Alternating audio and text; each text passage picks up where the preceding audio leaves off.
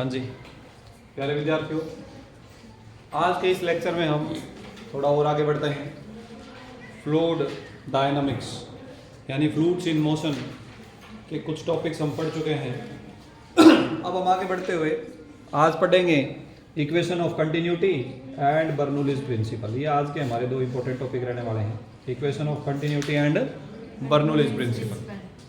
तो सबसे पहले हम बात करेंगे बच्चों इक्वेशन ऑफ कंटिन्यूटी की। अगर किसी बच्चे को कोई चीज ना समझ आए तो आप दोबारा पूछ सकते हैं, ठीक है। इक्वेशन ऑफ कंटिन्यूटी, ये इक्वेशन क्या कहती है बेटे, पहले तो ये ध्यान से समझें क्या है ये इक्वेशन, किस बारे में है ये इक्वेशन। जैसे मान लीजिए कि हमारे पास कोई एक पाइप ऑफ फ्लो है, pipe of flow, pipe of fluid flow या पाइप ऑफ लिक्विड फ्लो, जो भी आप कह सकें। सपोज करते हैं कि ये कोई पाइप है जिसका क्रॉस सेक्शनल एरिया चेंज हो रहा है, क्रॉस सेक्शनल एरिया चेंज हो रहा है, a pipe with varying cross section. तो यहाँ पर इसका ये जो एरिया है ये A1 मान लेते हैं, इसका एरिया कितना मान लेते हैं A2। जो भी लिक्विड यहाँ एंटर कर रहा है उसकी वेलोसिटी V1 मान लेते हैं, यहाँ से जो लिक्विड आउट होगा उसकी वेलोसिटी V2 मान लेते हैं। Any doubt to anybody? No sir. तो ये हमारे पास लिक्विड हो गया। अब हमने ये मान लिया कि ये जो लिक्विड है ये एक नॉन विस्कस इनकम्प्रेसिबल फ्लूइड है, non viscous incompressible liquid. Non viscous का मतलब जानते हो? बोलो शाबाश। नॉन विस्कस का मतलब जिसकी विस्कोसिटी ना हो, यानी जिसमें विस्कस ड्रैग एक्ट ना करे, यानी जिसके अंदर जो लिक्विड है वो दूसरी लेयर्स को रोकने के लिए विस्कस फोर्स ना लगाए, उसे बोलते हैं non viscous liquid. Clear? Incompressible जानते ही हैं। इनकम्प्रेसिबल मतलब जिसके पार्टिकल्स को आप कंप्रेस ना कर सकें और ज्यादा पास ना ला सकें प्रेशर अप्लाई करके। तो इस प्रकार का हम यहाँ सपोज करते हैं। हमने मान लिया कि एक नॉन विस्कस इनकम्प्रेसिबल लिक्विड एक वेरिंग क्रॉस सेक्शन यानी चेंज होते हुए क्रॉस सेक्शन वाली पाइप में से फ्लो कर रहा है, जिसकी कुछ डेंसिटी है। Suppose the density of liquid is rho, density of liquid is rho. अब कुछ बुक्स में ये सपोज कर रहे हैं कि भाई यहाँ पर डेंसिटी रो 1 है, इधर डेंसिटी रो 2 है, बाद में बोल दिया कि रो 1 और रो 2 दोनों बराबर हैं। जब हमने इनकम्प्रेसिबल लिक्विड कंसीडर कर लिया है तो it means density of the liquid will not change, density of the liquid will not change. तो हम शुरू से ही डेंसिटी रो मानकर चलेंगे। Any doubt to anybody? No sir. कोई डाउट नहीं किसी बच्चे को? No sir. तो इक्वेशन ऑफ कंटिन्यूटी कहती क्या है बेटे? इक्वेशन ऑफ कंटिन्यूटी कहती है कि अगर क्रॉस सेक्शनल एरिया चेंज हो तो एरिया और वेलोसिटी की जो मल्टीप्लाई है वो फिक्स रहती है। एरिया और वेलोसिटी की मल्टीप्लाई क्या रहती है? फिक्स रहती है। यानी एरिया अगर चेंज होगा तो वेलोसिटी ऑटोमेटिकली चेंज हो जाएगी, एरिया अगर चेंज होगा तो वेलोसिटी ऑटोमेटिकली चेंज हो जाएगी। अगर एरिया घटेगा तो वेलोसिटी बढ़ेगी, एरिया बढ़ेगा तो वेलोसिटी कम हो जाएगी। Is it okay? क्यों? क्योंकि दोनों की प्रोडक्ट जो है वो फिक्स रहेगी, दोनों की प्रोडक्ट क्या रहेगी? फिक्स रहेगी। अब अगर मान लीजिए कि यहाँ पर एरिया A1 है, यहाँ पर एरिया A2 है, ये एरिया ज्यादा है और ये एरिया कम है, तो यहाँ पर A और V की मल्टीप्लाई करें A1 V1, तो A1 तो ज्यादा है और यहाँ A2 V2 आ गया। A2 अगर कम है तो इन दोनों को बराबर करने का क्या तरीका है? इधर वेलोसिटी कम होनी चाहिए, उधर ज्यादा होनी चाहिए। तो इसका मतलब जब क्रॉस सेक्शनल एरिया कम होता है तो वेलोसिटी बढ़ जाती है। तो ये हमारे पास इक्वेशन ऑफ कंटिन्यूटी। तो सबसे पहले इक्वेशन ऑफ कंटिन्यूटी की हम डेफिनेशन लिखने वाले हैं। लिखो शाबाश। According to this equation, according to this equation for a non-viscous incompressible liquid, for a non-viscous incompressible liquid,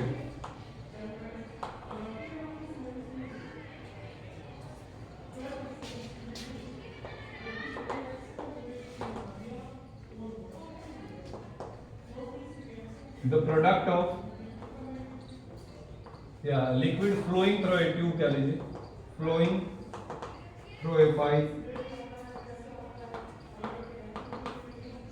of varying cross section, varying cross section मतलब जिसकी मोटाई कम ज्यादा हो रही है। The product of area and velocity, area and velocity of liquid flow will remains constant. Will remains constant. ये equation of continuity की definition है. This is the definition of equation of continuity. That is, क्या meaning? Area into velocity will remain constant. AV is equal to fix. अगर A और V की multiply fix रहेगी, board पर ध्यान दें, अगर एरिया और वेलोसिटी की मल्टीप्लाई फिक्स रहेगी तो पहले जहां पर मान लो ये पाइप का यहाँ पर एरिया A1 V1 है तो इसकी मल्टीप्लाई कितनी होगी? A1 into V1. यहाँ पर एरिया, इस जगह का एरिया कितना है? इस जगह का एरिया हम कुछ इंटरमीडिएट एरिया मान लेते हैं, suppose AI. I means intermediate, और यहाँ से क्रॉस होने वाले लिक्विड की वेलोसिटी VI मान लेते हैं. ठीक है,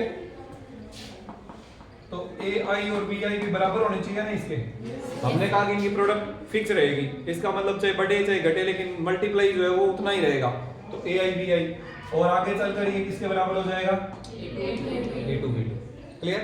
तो इसलिए सिंपलेस्ट तरीके से हम इसको कैसे लिखते हैं? A1 V1 is equal to A2 V2. पर इसका मतलब ये नहीं है कि ये दो ही जगह के दो ही पॉइंट्स के लिए वैलिड है. A3 V3 A4 V4, मतलब पाइप का एरिया अगर बार बार चेंज हो रहा है, कहीं पर मोटी है, फिर थोड़ा पतली पाइप हो गई है, फिर थोड़ा और थिन हो गया है, फिर और ज्यादा बढ़ गया है, फिर कम हो गया है, ऐसे चेंज होता हुआ एरिया है, तो कोई प्रॉब्लम नहीं है. वहां पर वेलोसिटी ऑटोमेटिकली चेंज होगी और एरिया और वेलोसिटी की मल्टीप्लाई फिक्स रहेगी. ये है इक्वेशन ऑफ कंटिन्यूटी. क्या क्लियर है सब बच्चों को? Yes sir. अब इसका प्रूफ करेंगे हम. क्या करेंगे बच्चों? अब इसका प्रूफ क्या है? प्रूफ हम करेंगे बच्चों मास कंजर्वेशन से. प्रूफ किससे करेंगे? मास कंजर्वेशन से. जितना लिक्विड यहाँ पर एंटर करेगा उतना ही यहाँ से लीव करेगा. हाँ या ना? Yes sir. क्या ऐसा हो सकता है भी यहाँ से तो अलग अमाउंट ऑफ मास लिक्विड का एंटर किया और उधर से कुछ कम या कुछ ज्यादा बाहर निकला? ऐसा पॉसिबल नहीं है. पाइप के अंदर तो लिक्विड रुकेगा नहीं, वो तो फ्लो होके सारा बाहर जाना है. तो जितना मास एंटर करेगा उतना ही मास लीव करेगा. As mass of liquid entering in the pipe will be equal to mass of liquid leaving the pipe या ट्यूब कह लो जो भी करना है. ठीक है बच्चों, अब ध्यान देना. मास एंटर कितना कर रहा है? How much mass is entering? हम ये कहना चाह रहे हैं कि जितना मास एंटर किया उतना ही मास लीव किया. यही तो कह रहे हैं. मास क्या होता है बच्चों? वॉल्यूम इनटू डेंसिटी होता है ना. मास क्या होता है? Volume into density. तो यहाँ पर क्या आएगा बच्चों? इस जगह पर कितना वॉल्यूम एंटर करेगा? मान लेते हैं कि टाइम डेल्टा टी लिया हमने. कितना टाइम लिया? Delta T. Delta T time में ये जो लिक्विड यहाँ से शुरू हुआ वो कितना आगे चला जाएगा भाई? डेल्टा टी टाइम में कितना आगे चला जाएगा? V1 डेल्टा टी आगे चला जाएगा. कितना आगे चला जाएगा? V1 delta T. और यहाँ पर जो पहुंचा है वो डेल्टा टी टाइम पहले इससे कितना पीछे था? V2 डेल्टा टी पीछे थी. हाँ या ना? कैसे? डिस्टेंस बराबर वेलोसिटी इनटू टाइम. भाई इस लिक्विड ने हमने डेल्टा टी टाइम के लिए, अब क्योंकि यहाँ पर तो एरिया चेंज नहीं हो रहा है, तो इस टाइम में तो वेलोसिटी कांस्टेंट है ना बेटे. तो डेल्टा टी टाइम में इस लिक्विड ने कितनी दूरी कवर की आगे? डिस्टेंस बराबर वेलोसिटी इनटू टाइम, तो V1 इनटू डेल्टा टी. इतने ही टाइम डेल्टा टी में जो लिक्विड यहाँ से बाहर निकल रहा है वो उस डेल्टा टी टाइम में कितनी दूरी कवर करके आया है? पीछे से V2 डेल्टा टी कवर करके आया है. Is it fine? हमें पता करना है वॉल्यूम. हमें क्या पता करना है? वॉल्यूम क्या होगा बच्चे? Area into distance. भाई ये जो इतना लिक्विड है इसका वॉल्यूम कितना है बच्चों? ये जो इतना लिक्विड है इसका वॉल्यूम कितना है? इसका एरिया तो है A1 और इसका एक्सटेंशन कितने दूरी में है? V1 डेल्टा टी में. तो एरिया को जब डिस्टेंस से गुणा कर देंगे तो वॉल्यूम आ जाएगा ना? Yes sir. हाँ जी. तो यहाँ पर आ जाएगा बच्चों A1 V1 डेल्टा टी. ये आ गया वॉल्यूम. ये क्या चीज आ गई? वॉल्यूम. वॉल्यूम को जब हम डेंसिटी से मल्टीप्लाई कर देंगे आ जाएगा मास. वॉल्यूम को डेंसिटी से मल्टीप्लाई कर देंगे क्या आ जाएगा? आरजू समझ आ रही है बात के नहीं आ रही? आ रही है. Very good. और मास लीविंग कितना होगा बच्चों? वॉल्यूम यानी A2 V2 डेल्टा टी. इतना वॉल्यूम इतनी जगह में आ गया और इनटू डेंसिटी. डेंसिटी से डेंसिटी डेल्टा टी से डेल्टा टी कैंसल। क्या बचा? A1 B1 is equal to A2 B2। ये इक्वेशन ऑफ कंटिन्यूटी का प्रूफ है, ये तो प्रूफ करना था हमने। Yes, sir। आप इसे ऐसे भी कह सकते हैं, और यानी पहली जगह पर एरिया और वेलोसिटी की मल्टीप्लाई दूसरी जगह के वेलोसिटी और एरिया की मल्टीप्लाई के बराबर है। इसका मतलब एरिया और वॉल्यूम वेलोसिटी की मल्टीप्लाई चेंज नहीं होगी, फिक्स रहेगी। Yes, sir। तो आप दोनों तरीके से इसे लिख सकते हैं। A1 V1 equal to A2 V2 भी लिख सकते हो, या फिर area into velocity is equal to constant, ये भी लिख सकते हो। किसी बच्चे को कोई डाउट है बेटे तो भी पूछो, No, sir। या फिर 1 मिनट पहले बोर्ड पर देख लो, फिर डाउट आए दिमाग में तो पूछ लेना। हाँ जी बच्चों, अब इसके बाद हमारा नेक्स्ट टॉपिक है, अच्छा चलो इससे रिलेटेड एक दो इंपॉर्टेंट बातें हम और डिस्कस कर लेते हैं अगले टॉपिक पर जाने से पहले। इसको पढ़ने का हमें क्या बेनिफिट है, इससे हमें कौन सी ऐसी चीज़ है रूटीन लाइफ में जो हम यहाँ से समझ सकते हैं। देखो घरों में हमारे पानी जब सप्लाई आता है तो पाइप लगाकर गर्मी के दिनों में हम पानी का छिड़काव भी करते हैं, या फिर जनरली कई बार बच्चे कहीं पानी भर रहे होते हैं किसी चीज़ में तो आगे से अंगूठा लगा के पाइप का आधा क्रॉस सेक्शनल एरिया रोक लेते हैं ना, पाइप होती है उसके आगे अंगूठा लगाते हैं ना, Yes, sir। तो उससे क्या होता है, स्पीड बढ़ जाती है कि नहीं बढ़ जाती? Yes, sir। तो एरिया कम कर दिया आपने, स्पीड बढ़ गई, इक्वेशन ऑफ कंटिन्यूटी लगता है वहाँ पे। क्या लगता है उधर? Equation of continuity. क्लियर हुआ कि नहीं हुआ? Yes। इसी प्रकार होली के दिनों में जब बच्चे पिचकारी से खेलते हैं तो पिचकारी का आगे वाला जो आउटलेट है जहाँ से रंग बाहर निकल रहा होता है वहाँ पर उसका क्रॉस सेक्शनल एरिया कम होता है कि ज्यादा होता है? कम होता है। अगर ज्यादा कर दें, मान लो कि उसको आगे से पतला ना करें, जितनी मोटी पिचकारी है उतना ही बड़ा उसका मुंह रहने दें, तो फिर क्या होगा? अरे बताओ भाई क्या होगा? वेलोसिटी उसकी बिल्कुल नहीं बढ़ेगी ना। क्यों? क्योंकि एरिया बढ़ गया तो वेलोसिटी कम हो गई। हमने एरिया कम किया तो उसकी वेलोसिटी ज्यादा होगी। इसी प्रकार डॉक्टर्स जो इंजेक्शन लगाते हैं उसके आगे जो नीडल होती है, सुई जो होती है, उसका क्रॉस सेक्शनल एरिया कितना कम होता है? बहुत कम होता है ना। तो आपने देखा होगा कि डॉक्टर जब वो चेक करते हैं कि उसमें से वैक्यूम बाहर निकालते हैं तो ऊपर की तरफ पिचकारी चलती है, उसकी स्पीड कितनी आई होती है ना। हाँ या ना बोलो? Yes, sir। तो ये सब इक्वेशन ऑफ कंटिन्यूटी है बच्चों। तो इक्वेशन ऑफ कंटिन्यूटी अप्लाई होती है, बहुत सारे प्रैक्टिकल एस्पेक्ट्स इसके हैं, रूटीन लाइफ में आप कहीं भी देख सकते हैं इक्वेशन ऑफ कंटिन्यूटी को। जैसे हमारे घरों में टैब लगी होती है, टूटियाँ लगी होती हैं पानी वाली, जिस टूटी का आगे आउटलेट पतला होगा वहाँ से ज़्यादा स्पीड से पानी बाहर आएगा, और जिस टूटी का आउटलेट मोटा होगा, मुंह उसका बड़ा होगा, वहाँ से पानी स्लो स्पीड से बाहर आएगा। इज इट क्लियर और नॉट? Yes, sir। अच्छा ये बात बताओ, क्या इस बात से कोई फर्क पड़ेगा जब मान लीजिए हमने आउटलेट छोटा कर दिया तो इससे पानी कम बाहर आएगा कि ज्यादा बाहर आएगा? इससे कोई फर्क पड़ेगा? No, sir। क्यों? क्योंकि जितना मास इसके अंदर एंटर कर गया लिक्विड का वो तो बाहर आना ही है। अंडरस्टूड और नॉट? Yes, तो sir। इक्वल अमाउंट ही जितना एंटर हुआ उतना लीव करेगा। Is it fine? Yes, sir। ठीक है जी। हाँ, लेकिन अगर हम इनलेट छोटा कर दें, क्या छोटा कर दें? इनलेट। इनलेट मतलब जहाँ से पानी एंटर कर रहा है तो फिर एंटर कम करेगा तो लीव भी कम करेगा। इज इट क्लियर और नॉट? Yes, तो sir। हमारे घरों में जो टैप होती है, टूटी होती है, उसमें से अगर बहुत ज्यादा पानी बाहर निकलता है, कई बार हम क्या गलती करते हैं, हम हैंड वॉश करते हैं, साबुन लगाया हमने, और कोरोना के बाद में तो लोग बड़े खतरनाक हो गए हैं, 30-30 सेकंड तक ऐसे हाथ धोते हैं ना, तो वो पानी चलता ही रहता है। 30 सेकंड में पता चला 1 बाल्टी पानी निकाल दिया और हमने यूज उसका कुछ करा ही नहीं। ऐसे होता है ना? Yes, तो ऐसा नहीं करना है, क्योंकि पानी की बात चल पड़ी तो हमें पानी बचाने के ऊपर भी ध्यान देना है। Water conservation is very necessary. ये हम स्कूलों में इधर मॉडल तो बनाते हैं वाटर कंजर्वेशन के ऊपर, वाटर कंजर्वेशन करते नहीं है प्रैक्टिकली, ठीक है ना। तो इसका एक तरीका हम यहाँ से भी निकाल सकते हैं। कैसे? जैसे मान लीजिए कि ये जो टैब है टूटी है, किसी भी चीज़ में लगी हुई है, ऐसे करके बाहर इसकी ऐसे नैरो ओपनिंग होती है, यहाँ से लिक्विड एंटर करता है और यहाँ से लीव करता है। अब इससे इसको मोटा करो पतला करो कोई फर्क नहीं पड़ने वाला, क्योंकि जितना एंटर हो गया लिक्विड वो तो बाहर आएगा ही आएगा। इसे पतला करोगे तो वो स्पीड से आएगा, इसे मोटा करोगे तो वो धीरे धीरे आएगा। Is it fine? इससे भी इतना ही फर्क पड़ना है। हम क्या कर सकते हैं, ये जो इनलेट है ना, मान लो कि मैंने इतना बड़ा इनलेट लगा दिया और आगे इसके आउटलेट को छोटा कर दिया। अब मुझे एक बात बताओ, ये इनलेट है, ये आउटलेट है, पानी ज्यादा आएगा इसके मुकाबले के कम आएगा? इधर नंबर 2 में पानी ज्यादा आएगा, 1 से के कम आएगा? ज्यादा आएगा, क्योंकि इसका इनलेट बड़ा है, ज्यादा पानी एंटर कर रहा है। तो इसका सॉल्यूशन क्या है? इनलेट छोटा कर दो। इनलेट छोटा कर दो, इनलेट छोटा करेंगे तो पानी एंटर ही कम करेगा, एंटर कम करेगा तो लीव भी कम करेगा।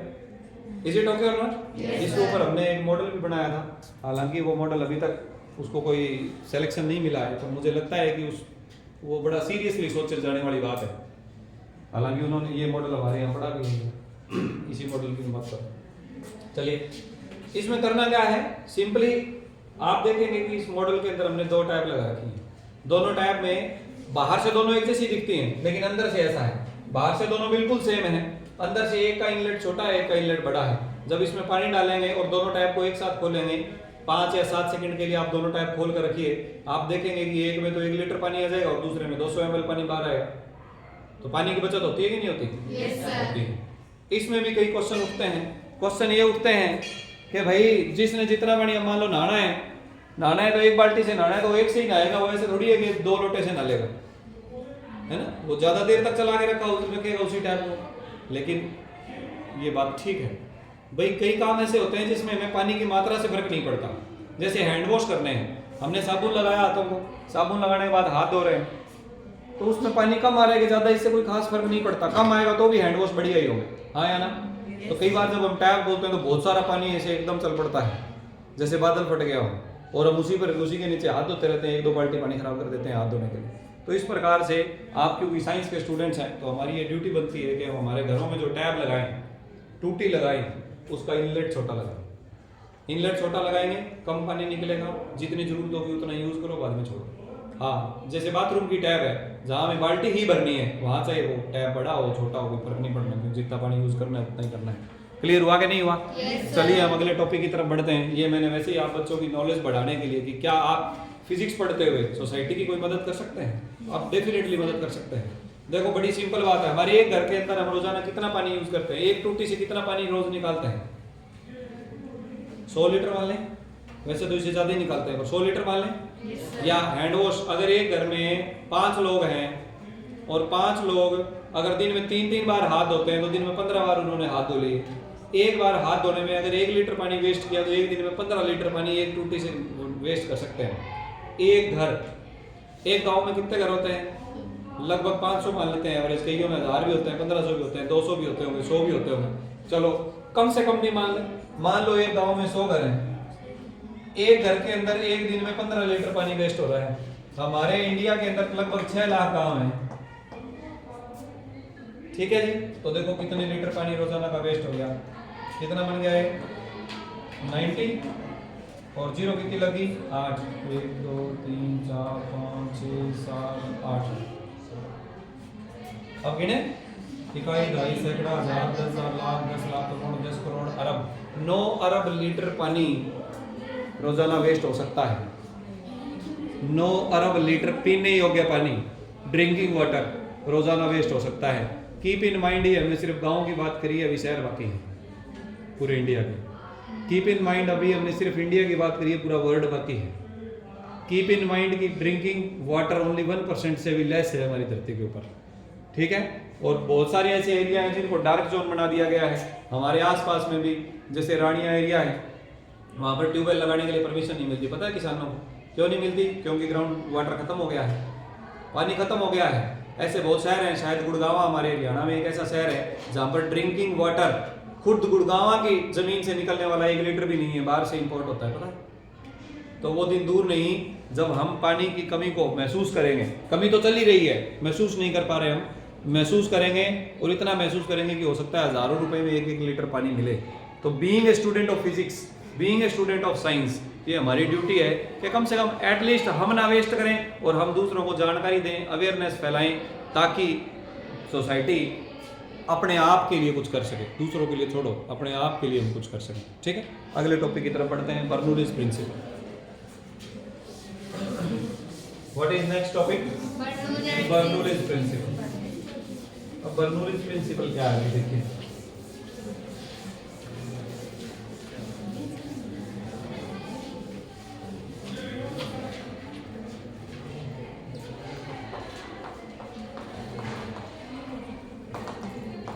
बर्नौलीज प्रिंसिपल या बर्नौलीज इक्वेशन या बर्नौलीज लॉ, क्या है बर्नौलीज प्रिंसिपल? देखो बच्चों, बर्नौलीज प्रिंसिपल ये कहता है कि अगर कोई हमारे पास पाइप ऑफ फ्लो है, पाइप ऑफ फ्लूइड फ्लो या पाइप ऑफ लिक्विड फ्लो,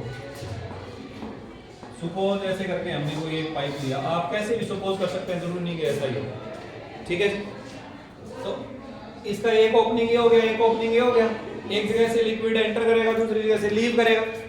तो हम क्या करेंगे, हम इसके अंदर जो लिक्विड फ्लो हो रहा है, नॉन विस्कस इनकम्प्रेसिबल लिक्विड जो इसके अंदर से फ्लो हो रहा है स्ट्रीमलाइन फ्लो में, इररोटेशनल फ्लो में, वो ये चार बातें ध्यान रखें, non viscous, incompressible, streamline and irrotational type of flow में लिक्विड की काइनेटिक एनर्जी, लिक्विड की पोटेंशियल एनर्जी और लिक्विड की प्रेशर एनर्जी, तीनों पर यूनिट वॉल्यूम, एक यूनिट वॉल्यूम का अगर कॉरेस्पॉन्डिंग निकालें, जितना भी लिक्विड का वॉल्यूम है उसके यूनिट वॉल्यूम के corresponding kinetic energy, pressure energy, potential energy, तीनों एनर्जी निकालें और इन तीनों को जोड़ दें तो वो हमेशा बराबर रहती हैं। आपस में बराबर नहीं रहती हैं। कहने का मतलब यहाँ उन तीनों का सम, बीच में कहीं भी उन तीनों का सम और लास्ट में उन तीनों का सम एक बराबर ही होगा।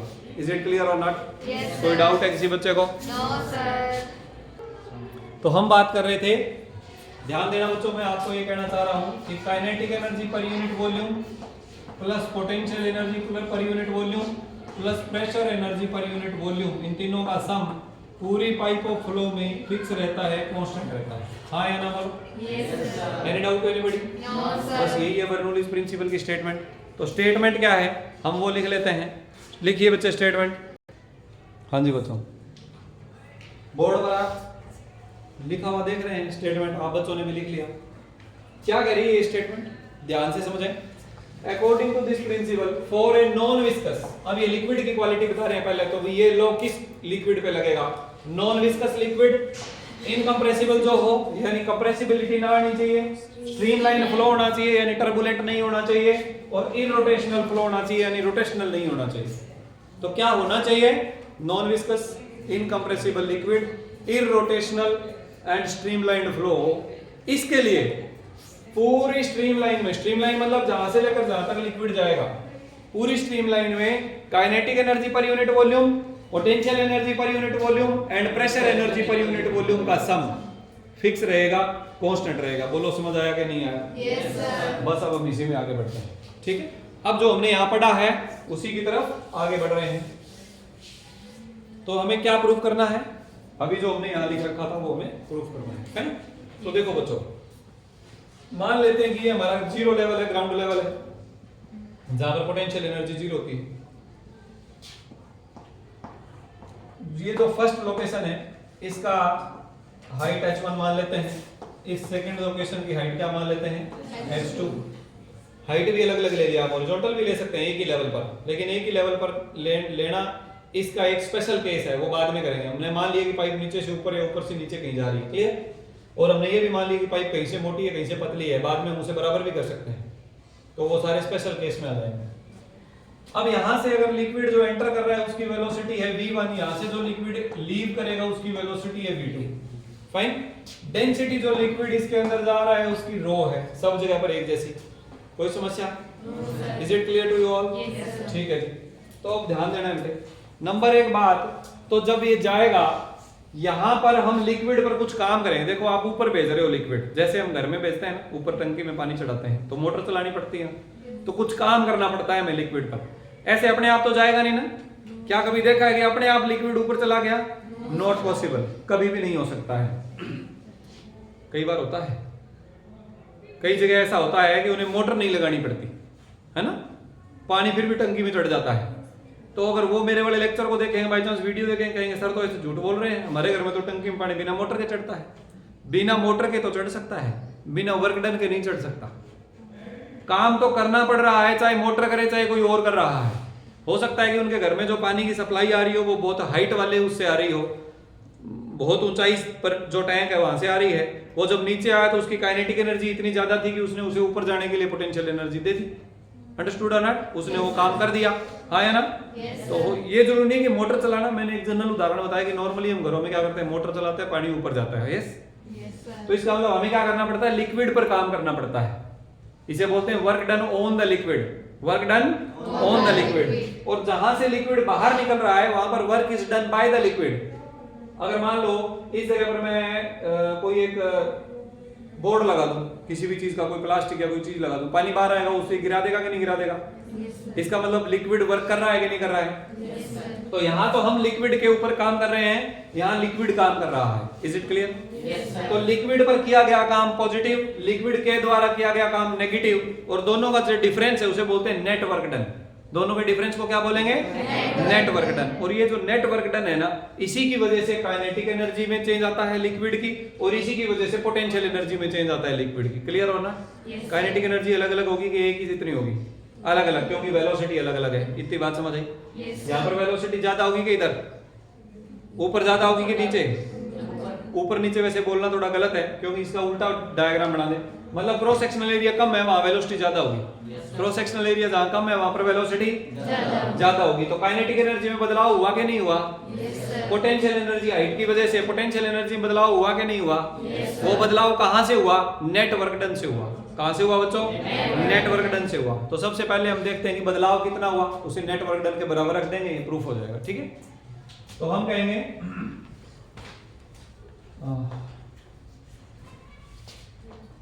इफ, देखो एक दो लाइनें आप बच्चों ने खुद लिख लेनी है, मैं आपको बता देता हूं क्योंकि हमारा बोर्ड इसी में भर जाएगा। क्या लिखना है वो बता देता हूं। Let us suppose a non viscous incompressible irrotational streamlined flow of liquid with liquid density rho, सुन रहे हो? With liquid density rho and velocity while entering to the pipe is v1 and velocity of fluid while leaving the pipe is v2। Clear? Yes sir. ठीक है जी, density हमने consider कर लिया and height of area A1 या mean height of first location is h1 and mean height of second location is h2।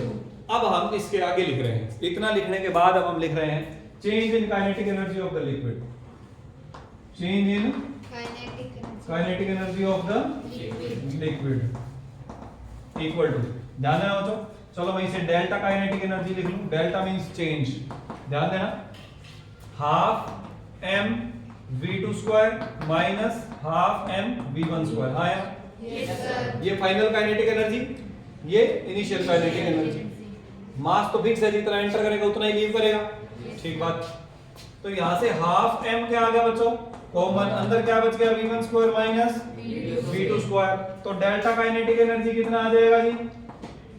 आप लिखो शाबाश, delta kinetic energy कितना आ जाएगा? अभी आपको मैंने बताया था मास कितना होता है, इक्वेशन ऑफ कंटिन्यूटी वाले में भी हमने मास के वैल्यू लिखी थी। कहां लिख दिया v1? अच्छा, यहां पर आएगा v2। ठीक है, तो देखो बेटे कितनी आ जाएगी काइनेटिक एनर्जी? मास कितना होता है? Volume into density. वॉल्यूम कितना? Area into distance. डिस्टेंस कितना? Velocity into time. यस और नो? इक्वेशन ऑफ कंटिन्यूटी में यही तो किया था अभी। यस। तो मास की जगह हम यहां पर क्या लिखेंगे बच्चों? v2 वाला है, यानी यहां की बात कर रहे हैं, हाफ, ओहो सॉरी, सिर्फ मास की बात कर रहे हैं। तो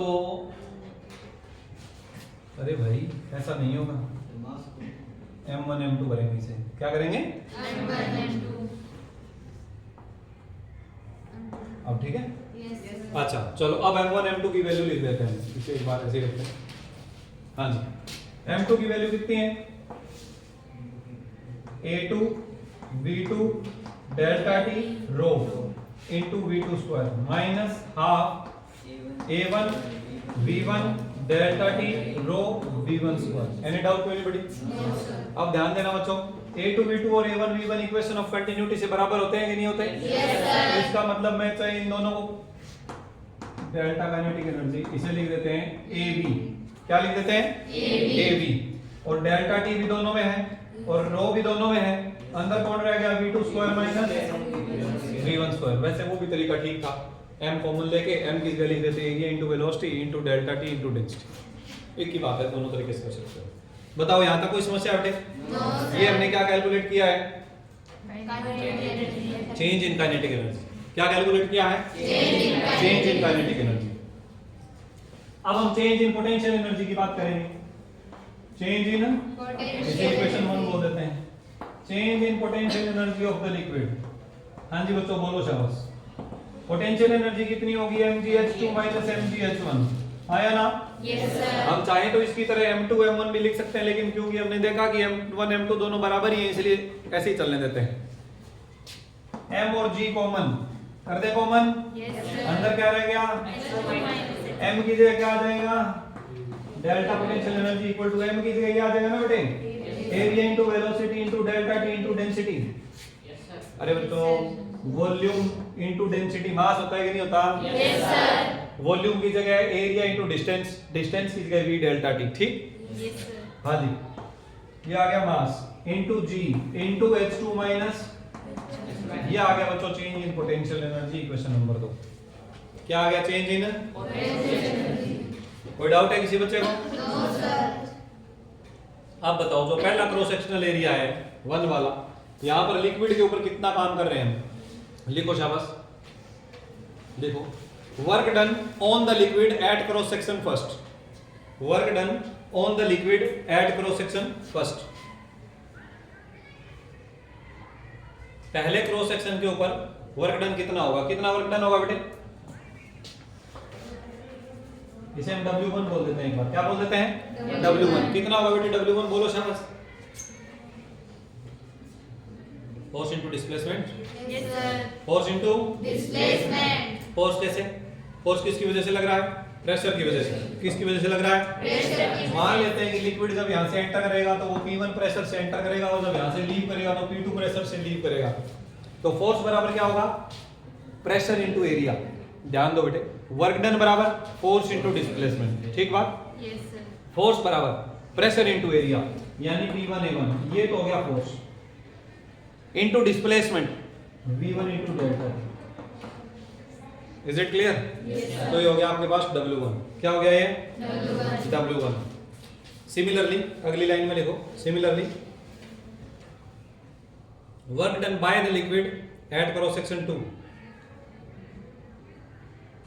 work done by the liquid at cross section 2 कितना आ जाएगा?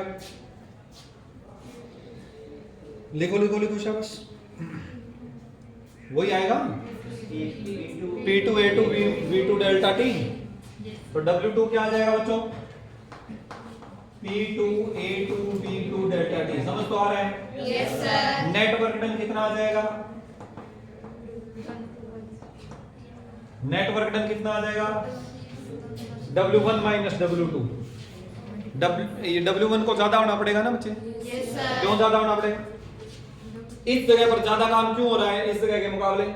क्योंकि जितना ज्यादा हो रहा है वही तो काइनेटिक एनर्जी और पोटेंशियल एनर्जी को चेंज कर रहा है। Yes sir. हाँ जी, तो W1 माइनस W2 आ जाएगा नेट वर्क डन। ध्यान देना W1 की value P1 A1 V1 delta T minus उसकी value P2 A2 V2 delta T। कोई दिक्कत? No sir. आगे बढ़ें। Yes sir. Net work done delta W लिख रहा हूं मैं एक बार इसे।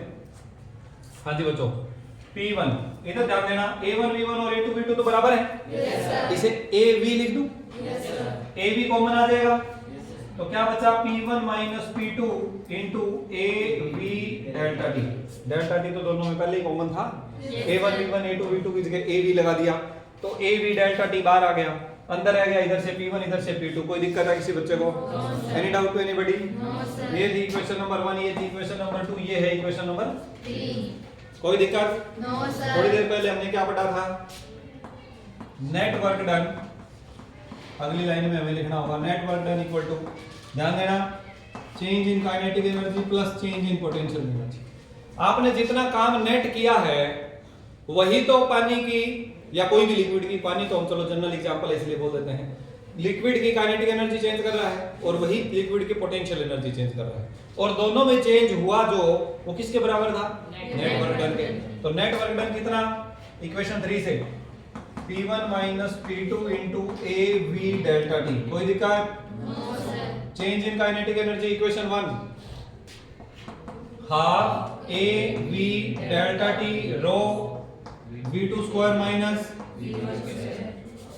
Plus change in potential energy equation 2 AV delta T rho H2 minus, अच्छा GVA सॉरी H2 माइनस। यहाँ तक कोई दिक्कत? No sir. बोर्ड पर ध्यान देना है बच्चों। AV delta T, AV delta T, AV delta T तीनों है। Yes sir. राइट साइड से AV डेल्टा T कॉमन ले लूं, कॉमन आ जाएगा। Yes sir. कॉमन लेने के बाद इससे काट दूं, कट जाएगा। Yes sir. ये लो जी, ये दोनों साइड से AV डेल्टा T कट गए। अब क्या बचा? ध्यान देना, P1 minus P2 equal to half rho, इसको मैं इन दोनों से अलग अलग मल्टीप्लाई करके लिख रहा हूँ, v2 square minus half rho v1 square. कोई दिक्कत? आगे क्या बचा? प्लस ये चला गया रो g h2 माइनस h1, दोनों के साथ अलग अलग लिख दिया। कोई समस्या? ध्यान देना, इधर एक 1 वाला है एक 2 वाला, इधर भी 1 2 1 2, 1 1 वाले एक तरफ कर लेते हैं, 2 2 वाली टर्म्स एक तरफ कर लेते हैं। क्लियर? तो इधर 1 वाली टर्म है p1, इधर से ले गई ये वाला माइनस से उधर जाके हो गया प्लस में हाफ रो v1 स्क्वायर, इधर से ये ले गए रो g h1 equal to p2 इधर ले आए प्लस में आ गया, ये पहले से प्लस में पड़ा था हाफ रो v2 स्क्वायर, ये पहले ही प्लस में है रो g h2। बोलो मुझे बात समझ आई कि नहीं? Yes sir. कहने का मतलब ये है कि इक्वेशन ऑफ कंटिन्यूटी ये क्या, सॉरी बर्नौलीज प्रिंसिपल ये कह रहा है हमें कि पाइप का एरिया चाहे चेंज हो, हाइट चाहे चेंज हो, जो मर्जी चेंज हो रहा है, कोई भी एक लोकेशन पर pressure plus half rho V square plus rho जी एच, दूसरी लोकेशन पे pressure half rho V square और रो जी एच के बराबर हो। हाँ या ना बोलो? कोई दिक्कत है किसी को? No sir. Any doubt to anybody? No sir. अब ये तीनों चीजें क्या है, इसका मतलब मैं क्या लिख सकता हूँ? ध्यान देना, मैं ये लिख सकता हूँ, किसी को ना समझ आए दोबारा पूछ लेना सर बताओ कैसे लिखा आपने।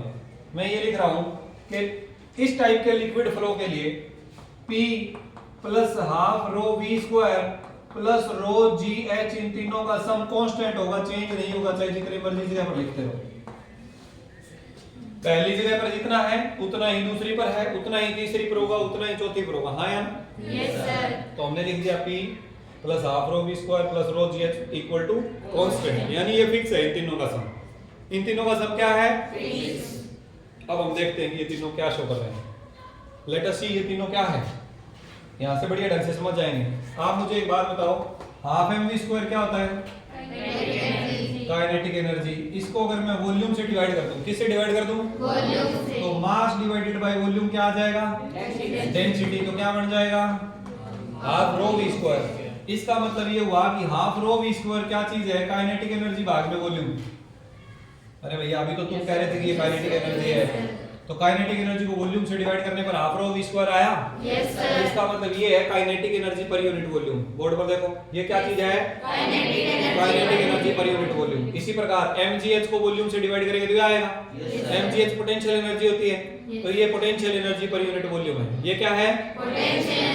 Potential energy per unit volume. और ये है pressure energy per unit volume. ये क्या है? Pressure energy per unit volume. यही तो डेफिनेशन लिखवाई थी। Kinetic energy per unit volume, potential energy per unit volume and pressure energy per unit volume का सम फिक्स रहेगा। तो ये बर्नौलीज प्रिंसिपल का प्रूफ है। ये क्या है बर्नौलीज प्रिंसिपल का प्रूफ? बोलो कोई दिक्कत किसी बच्चे को? No sir. Any doubt to anybody? No sir. You sure? Yes sir. ठीक है। एक दो इंपॉर्टेंट बातें इसमें और समझ लो, इसी में समझना है। इंटरेस्टिंग है ना? Yes sir. बढ़िया लग रहा है ना पढ़ के? Yes sir. फिजिक्स जैसा दूसरा सब्जेक्ट जल्दी से नहीं मिलता ना? No sir. ऐसे नहीं बोलना है, वीडियो देखेंगे केमिस्ट्री वाले सर कहेंगे क्या बात भाई। चलो कोई बात नहीं। ठीक है, इधर इसको दोबारा समझते हैं। इसमें अगर हम इस पाइप का लेवल एक ही कर दें, यानी ऐसी पाइप कर दें जैसे हमने इक्वेशन ऑफ कंटिन्यूटी में बना रखी थी, तो इनकी मीन हाइट तो दोनों के बराबर ही है ना? इसका भी सेंटर पॉइंट उतनी हाइट पर है, इसका भी सेंटर पॉइंट उतनी हाइट पर है। यस और नो? यस तो मेरे कहने का मतलब h1 और h2 अगर बराबर हो जाएं, h1 और h2 अगर बराबर हो जाए तो ध्यान दो इधर से ये कट जाएगा और इधर से, ये कर तो इसमें हाइट वाली टर्म गायब हो जाएगी। हाँ या ना? Yes, यानी अगर ये जो पाइप है उसका क्रॉस सेक्शनल एरिया अलग अलग हाइट पर होने की बजाय एक ही हाइट पर हो, सेम हॉरिजॉन्टल लेवल पर अगर पाइप हो, तो हाइट वाली टर्म इस इक्वेशन से हट जाएगी। सिर्फ दो ही बचेंगी, p plus half rho v square बराबर कांस्टेंट। कोई डाउट है किसी को? No sir. Any doubt to anybody? No sir. कोई दिक्कत किसी बच्चे को? No sir. Very good. दूसरा, अगर पाइप ऐसी ले लें, यानी दोनों का एरिया भी बराबर ले लें, दोनों का एरिया, अगर दोनों का एरिया भी बराबर ले लेंगे तो दोनों की वेलोसिटी भी बराबर हो जाएगी इक्वेशन ऑफ कंटिन्यूटी से। जितनी वेलोसिटी से लिक्विड एंटर करेगा उसी से लीव करेगा, यानी v1 और v2 क्या हो जाएगा? बराबर। V1 V2 भी बराबर हो गया और हॉरिजॉन्टल लेवल भी एक है तो H1 H2 भी बराबर हो गया, तो हाइट वाला भी हट जाएगा और ये V2 वाला भी हट जाएगा, तो क्या बचेगा P1 बराबर P2। क्या बचेगा P1 बराबर P2। कहने का मतलब जितना प्रेशर से लिक्विड एंटर करेगा उसी प्रेशर से लिक्विड लीव करेगा। अगर हम एक जितनी ही मोटाई की पाइप ले लें और एक ही हॉरिजॉन्टल लेवल पर रखें तो जिस प्रेशर से लिक्विड एंटर करेगा उसी प्रेशर से लिक्विड लीव करेगा। इज इट क्लियर और नॉट? Yes, sir. कोई दिक्कत है किसी बच्चे को? No, sir. बर्नौलीज प्रिंसिपल जो है बच्चों ये बहुत ही इंपॉर्टेंट है, वेरी वेरी इंपॉर्टेंट। इस चैप्टर में से लगभग 5 नंबर में अगर कोई क्वेश्चन पूछा जाता है तो उसमें बर्नौलीज प्रिंसिपल पूछा जाता है, मोटा मोटा आइडिया है ये। इस चैप्टर में से अगर 5 नंबर का क्वेश्चन आता है तो इसमें से 80% से ज्यादा चांस है कि वो बर्नौलीज प्रिंसिपल ही आता है, और 100% कहना तो गलत हो जाएगा क्योंकि कैमरे में रिकॉर्डिंग भी हो रही है, लेकिन 90% से ज्यादा चांस है कि हर बार फाइनल पेपर में बर्नौलीज प्रिंसिपल आएगा ही आएगा। यूं समझ लो कि 11वीं क्लास का तुम्हारा जब फाइनल एग्जाम होने वाला है ना उसमें बर्नौलीज प्रिंसिपल आएगा ही आएगा। एग्जाम चाहे बोर्ड बनाए, चाहे कोई टीचर बनाए, चाहे कोई एकेडमी बनाए, चाहे कोई इंस्टीट्यूट बनाए। क्लियर हुआ कि नहीं हुआ? Yes, sir. क्यों इंपॉर्टेंट है बर्नौलीज प्रिंसिपल? क्योंकि इसकी रूटीन लाइफ में एप्लीकेशंस बहुत ज्यादा है। इसकी रूटीन लाइफ में एप्लीकेशंस बहुत ज्यादा है। क्या क्या एप्लीकेशंस हैं उनके नाम अभी हम बात करेंगे, स्टडी उनकी नेक्स्ट क्लास में करेंगे। नाम क्या क्या है? जैसे एटोमाइजर। एटोमाइजर क्या होता है? जो कल हम बात कर रहे थे, नाई की दुकान पे फव्वारा होता है, Yes, उसे sir. एटोमाइजर बोलते हैं। स्प्रेयर कह दीजिए आप, क्या कह दीजिए? स्प्रेयर। Sprayer। वो बर्नौलीज प्रिंसिपल के अकॉर्डिंगली काम करता है। बर्नौलीज प्रिंसिपल और इक्वेशन ऑफ कंटिन्यूटी दोनों के तरीके से हम कह सकते हैं। कैसे? जैसे मान लीजिए अगर कोई एक जो पाइप है, पाइप का अगर हमने क्रॉस सेक्शनल एरिया कम कर दिया, कहीं पर क्रॉस सेक्शनल एरिया कम करेंगे तो वहां पर वेलोसिटी बढ़ जाएगी, और बर्नौलीज प्रिंसिपल से हम देखेंगे कि जब वेलोसिटी बढ़ेगी तो प्रेशर कम हो जाएगा, जहां पर वेलोसिटी बढ़ेगी वहां प्रेशर क्या हो जाएगा? कम हो जाएगा। Is it fine? Yes, sir. ठीक है जी।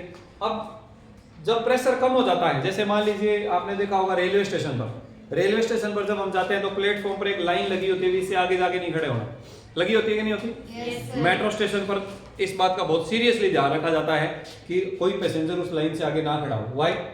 क्योंकि जब ट्रेन आती है बहुत फास्ट स्पीड से आती है, जब फास्ट स्पीड से प्लेटफॉर्म पर ट्रेन आएगी तो उसके साथ में जो एयर चल रही है, हवा जो उसके साथ में एसोसिएटेड है, उसकी वेलोसिटी भी ज्यादा होगी। वेलोसिटी ज्यादा होने की वजह से बर्नौलीज प्रिंसिपल से अगर हम स्टडी करें तो हम देखेंगे कि वहां पर प्रेशर कम हो जाता है, यानी लो प्रेशर एरिया क्रिएट हो जाता है। क्या हो जाता है? Low लो pressure प्रेशर area। एरिया।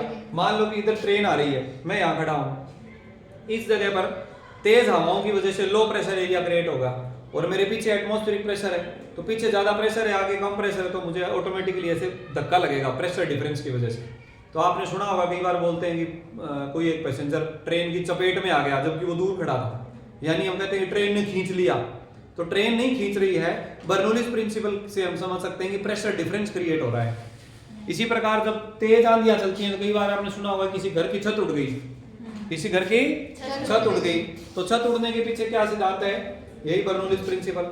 जब तेज हवाएं चलती हैं, छत के ऊपर से हाई वेलोसिटी से एयर जब गुजरती है तो वहां लो प्रेशर एरिया क्रिएट हो जाता है, और छत के नीचे एटमॉस्फेरिक प्रेशर है, नीचे का प्रेशर ज्यादा हो जाता है, ऊपर का कम हो जाता है, इसलिए फोर्स लगता है अपवर्ड डायरेक्शन में, उसकी वजह से उड़ जाता है।